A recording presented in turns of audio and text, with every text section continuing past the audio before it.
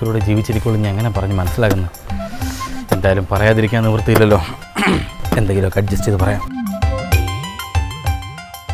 Hello mister, വീടല്ലേ? എന്തും സഹിക്കാനുള്ളൊരു കഴിവാണ് നമ്മൾ ആണുങ്ങൾക്ക് വേണ്ടത്. തീർച്ചയായിട്ടും ഡോക്ടർ. ഇപ്പോൾ ദൈവം നമ്മുടെ ജീവിതത്തിൽ പല പരീക്ഷണങ്ങളും തരുമായിരിക്കും, പക്ഷെ നമ്മളിതൊക്കെ സഹിച്ചേ പറ്റുള്ളൂ. തീർച്ചയായിട്ടും. ഇപ്പോൾ നിങ്ങളുടെ ഭാര്യ അകത്ത് കിടക്കാണല്ലോ, ഞാനാണ് നിങ്ങളുടെ ഭാര്യയെ ചികിത്സിച്ചുകൊണ്ടിരുന്നത് ഡോക്ടർ.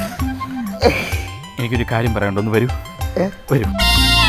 എവിടെ പോന്ന്? അല്ല, ഞാൻ വന്നതാ. അങ്ങനെ വരൂ.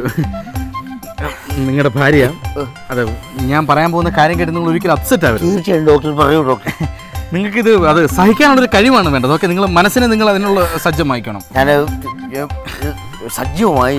നിങ്ങളുടെ ഭാര്യ അല്ല, അപ്പോൾ ഞാൻ വളരെ ശ്രമിച്ചു, പക്ഷേ നിങ്ങളുടെ ഭാര്യ പറഞ്ഞു ഡോക്ടർ, പറയണോ? നിങ്ങൾ സഹിച്ചേ പറ്റുള്ളൂ. പ്ലീസ്, നിങ്ങൾ എന്നെ കൂടെ തടയുന്നു.